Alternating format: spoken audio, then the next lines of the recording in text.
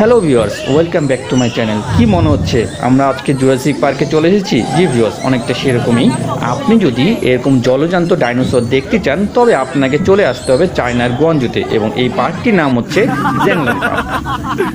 এই পার্কে একটি বিশেষত্ব হচ্ছে এই পার্কে আছে বিভিন্ন প্রজাতির প্রাণী, এবং এই প্রাণীগুলোকে আপনি এত কাছ থেকে দেখতে পারবেন যে আপনি মনে হবে আপনি ওয়াইল্ড লাইফ। সো আপনি যদি চায়নাতে আসেন এবং এই পার্কটি না ঘুরে আসেন তাহলে আপনি জীবনে অনেক কিছু মিস করবেন। আপনি যদি এই পার্কটিকে ঘুরে আসেন সেটা আপনার জন্য হবে একটা বেস্ট ফ্যামিলি ট্যুর। সো দেরি না করে মূল পর্বে ফিরে যাই। তবে মূল পর্বে যাওয়ার আগে শুধু এটুকুই বলবে, যারা আমার চ্যানেলে নতুন এসেছেন তারা অবশ্যই আমার চ্যানেলটিকে সাবস্ক্রাইব করবেন, এবং যারা অলরেডি সাবস্ক্রাইব করে আছেন তাদেরকে অসংখ্য ধন্যবাদ। বেল আইকনটি ক্লিক করতে ভুলবেন না নতুন নতুন ভিডিও আপডেট পাওয়ার জন্য।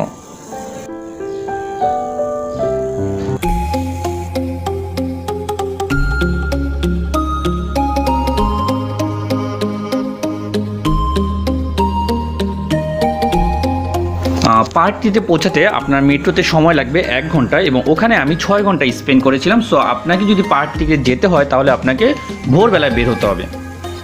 টিকিট প্রাইস উইকেন্ড অ্যান্ড হলিডেতে 350 RMB পার পার্সন এবং ন্যাচারালি 250 RMB। টিকিট প্রাইসের মধ্যে ক্যাবল কারটা ইনক্লুডেড।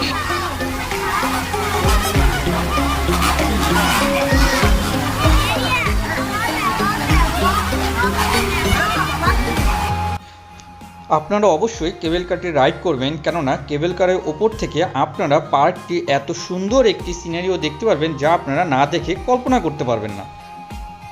আমি যতটুকু পারি আমার ক্যামেরায় বন্দি করার ট্রাই করেছি।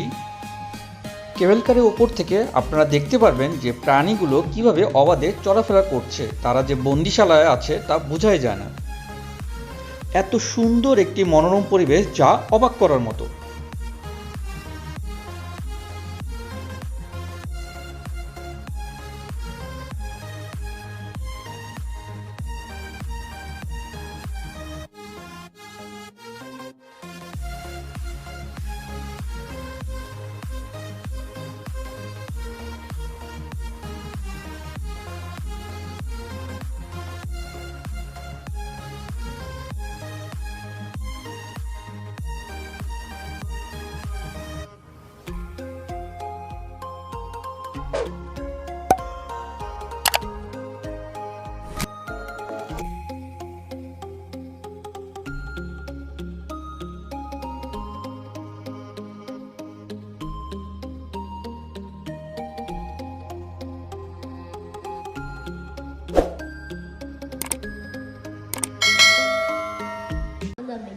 এখানে পার্কের কর্তৃপক্ষরা প্রতিদিন 5 থেকে 6টি পশু পাখিদের নিয়ে লাইভ শো করে থাকে, এবং এই লাইভ শোতে তারা পশু পাখিদের গুণগত বৈশিষ্ট্য নিয়ে আলোচনা করে। মজার ব্যাপার হচ্ছে লাইভ শোতে সবচেয়ে বেশি যে ব্যাপারটি আকর্ষণীয় ছিল তা হচ্ছে অ্যানিমেলদের নাম বলার সাথে সাথে তারা একের পর এক স্টেজে হাজির হতে শুরু করলো।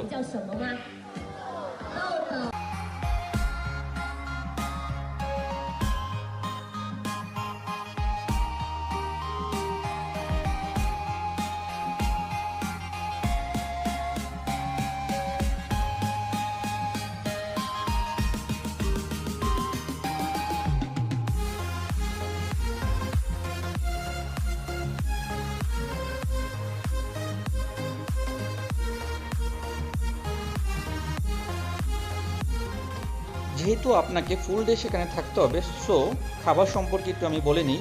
ভেতরে খাবার খুব expensive and taste not so good, so it's better you bring some food from outside.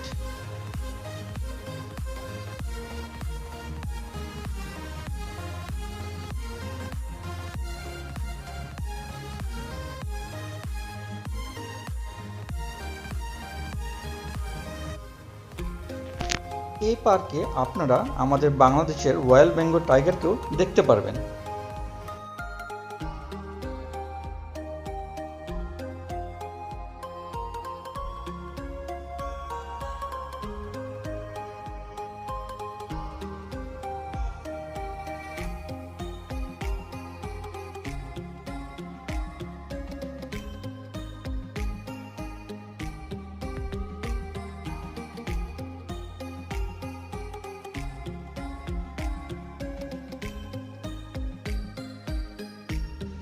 এত কাছ থেকে পশু পাখিদের দেখে প্রথমে আমার খুব ভয় লেগেছিল, পরে আস্তে আস্তে ভালো লেগেছে।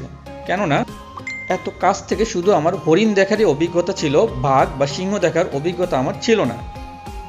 পরে এই ভয়টাকে আমি অনেক উপভোগ করেছি, যা আপনারা ভিডিওটি দেখেই বুঝতে পারবেন।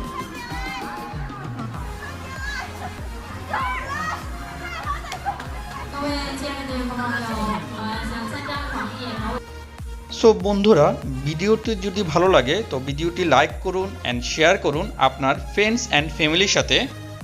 আজ চলে যাচ্ছি, আবার আপনাদের সামনে হাজির হব নতুন কোনো ভিডিও নিয়ে। এবারের মতো আল্লাহ হাফেজ।